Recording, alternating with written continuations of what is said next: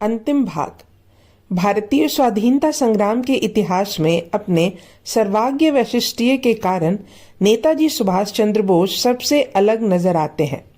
शारीरिक और मानसिक रचना, आचरण और जीवन शैली, विचार और व्यवहार, जिसमें साहसिकता और नाटकीयता भी भरपूर मात्रा में थी, की दृष्टि से बल्कि संपूर्ण व्यक्तित्व और उपलब्धियों की दृष्टि से वे 20वीं शताब्दी के भारत के एक चमत्कारी व्यक्ति थे। जिस समय वे जन्मे थे, बंगाल का नवजागरण अपनी पराकाष्ठा पर था।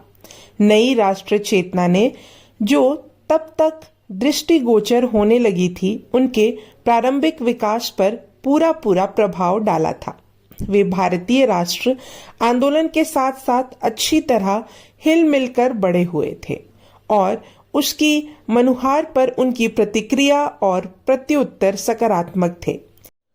बचपन में इंग्लिश मिशनरी स्कूल में पढ़ते हुए उन्हें वहां के वातावरण में जो परायेपन की बू आई थी, उससे वे मन ही मन विद्रोही बन गए थे। शेष जीवन में वे मानवतावादी, विवेकानंदी सांचे में ढले सामाजिक क्रांति चेता और सबसे बढ़कर अति निर्मम अनुभव प्रक्रिया से गुजरे तपे राजनीतिक योद्धा बनकर उभरे। समकालिक इतिवृत्त में शायद ही ऐसा कोई मिलेगा जिसे इतनी कम उम्र में इतनी बलिष्ठ लक्ष्य चेतना ने इतना अभिभूत किया हो। 1921 में आईसीएस के त्याग ने उनके भावी जीवन पर जो प्रारब्ध देश उकेरा था, उसके अनुसार उन्हें ना तो पीछे हटने की अनुमति थी, ना आत्मसमर्पण करने की। इंडियन नेशनल कांग्रेस का विधिवत सदस्य बनने से पहले 1920 में कैम्ब्रिज के छात्र जीवन से ही उनकी स्पष्ट धारणा बन चुकी थी कि नव भारत के निर्माण में कांग्रेस की भूमिका क्या होनी चाहिए।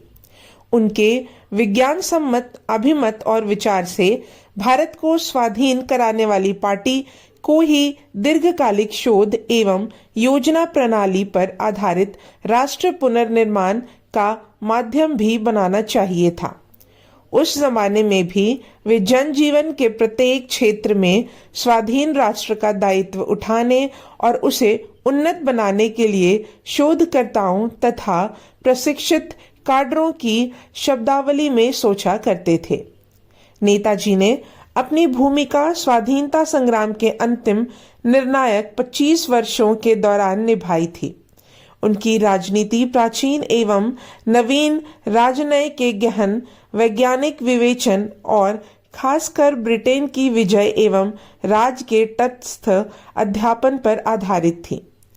उनका पक्का निष्कर्ष था कि औपनिवेशिक गुलामी में जकड़ी भारतीय जनता और ब्रिटिश साम्राज्यवाद के मौलिक हित परस्पर विरोधी हैं। इसलिए इन दोनों शक्तियों में किसी भी तरह का तालमेल या समझौता असंभव है। अपनी वैचारिक प्रतिबद्धता एवं विश्वास के अनुरूप ब्रिटिश राज के प्रति उनका विरोध संपूर्ण था और उन्होंने सोच समझकर एवं जानबूझकर राष्ट्र स्वाधीनता के लिए गैर समझौतावादी संघर्ष पथ चुना था। वे यह भी मानते थे कि भारतीय राष्ट्रवाद तथा ब्रिटिश साम्राज्यवाद में अंतिम एवं निर्णायक भिड़त उनकी पीढ़ी के जीवन काल में ही हो जाएगी और इस अंतिम संग्राम में भारत की विजय पूर्व निश्चित करना इस पीढ़ी के राष्ट्र क्रांतिकारियों का इतिहास निर्दिष्ट कार्य एवं दायित्व है।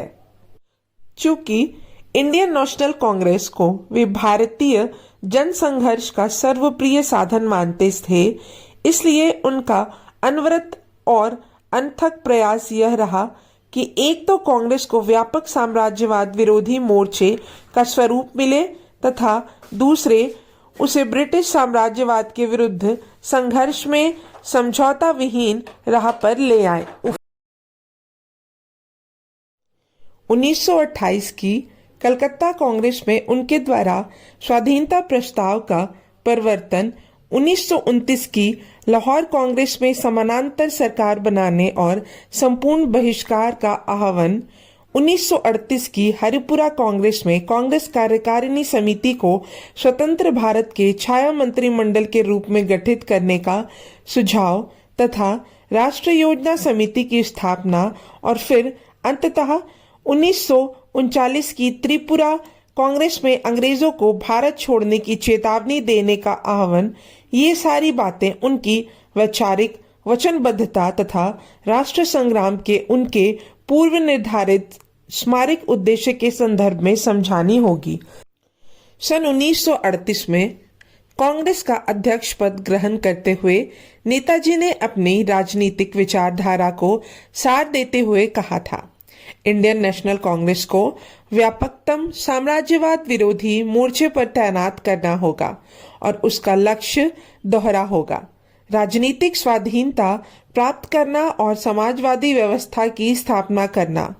कांग्रेस कई वर्षों से साम्राज्यवादी युद्धों में कहीं भी ब्रिटेन द्वारा भारत के शोषण का विरोध करती आ रही थी। नेताजी चाहते थे कि कांग्रेस इस नीति पर सतत अडिग रहे और भारत में ब्रिटिश शासन को ठप कर देने के लिए जन आंदोलन को तीव्र करे।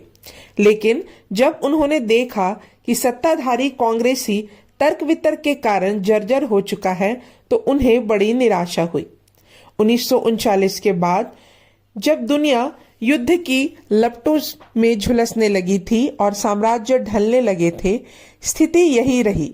फलस्वरूप क्रांतिमूलक संभावनाओं से परिपूर्ण अंतर्राष्ट्रीय युद्ध संकट के दौरान उन्होंने जीवन का सबसे अहम फैसला लिया और यह था सैन्य क्रांति द्वारा भारत को स्वाधीन कराने का निश्चय। यह स्मारक लक्ष्य जो कि द्वितीय विश्व युद्ध के दौरान सुभाष ने अपने लिए निर्धारित किया था, ब्रिटिश भारत में उसकी विशेषताएं एवं त्रुटियां तथा भारतीय राष्ट्र आंदोलन की विशेषताओं एवं त्रुटियों के वैज्ञानिक विश्लेषण पर आधारित था। उन्हें विश्वास था कि भारत क्रांति के लिए परिपक्व है, जबकि शेष राष्ट्र नेतृत्व ऐसा नहीं मानता था। अतः वे यह भी मानते थे कि संपूर्ण जन सत्याग्रह द्वारा ब्रिटिश गढ़ी को हल्का करके घुटने टेकने पर मजबूर कर देने की कोई संभावना नहीं है। इन परिस्थितियों में नेताजी को उस एकमात्र शक्तिशाली तत्व भाड़े की टट्टू ब्रिटिश इंडियन आर्मी को ही काबू करने की सूझी तो ब्रिटिश राज को भारत में ठेले जा रहा था और अभी तक ब्रिटिश ताज की नमक हलाली कर रहा था। नेताजी ने अंतर्राष्ट्रीय युद्ध स्थिति के दौरान ही इस पुरानी वफादारी को ध्वस्त करके उसकी जगह इन भारतीय सैनिकों में भारत और भारतीय स्वाधीनता के प्रति नई वफादारी जगाने का बीड़ा उठाया था। उसी उद्देश्य से वे यूरोप और पूर्व एशिया प्रवास में किसी भी उपलब्ध साधन और किसी भी उपलब्ध मार्ग से बलपूर्वक भारत में घुसे ताकि विद्रोह की ज्वाला प्रज्वलित करने के लिए क्रांतिकारी स्वयंसेवी मुक्ति सेना का गठन किया जाए और उन्होंने ठीक यही किया भी।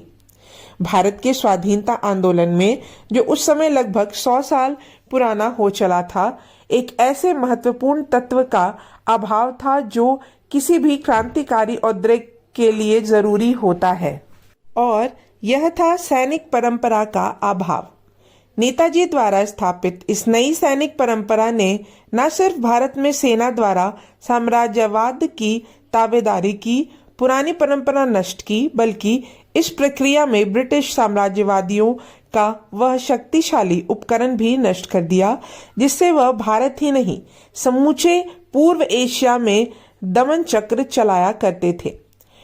नेताजी को घटनामंच से अदृश्य हुए लगभग 5 दशक हुए हैं।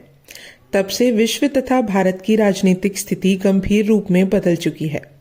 ब्रिटिश साम्राज्यवाद एशिया के अधिकांश भागों में पराजित हो चुका है, लेकिन दुनिया के कई हिस्सों में साम्राज्यवाद का नया रूप सिर उठाने लगा है।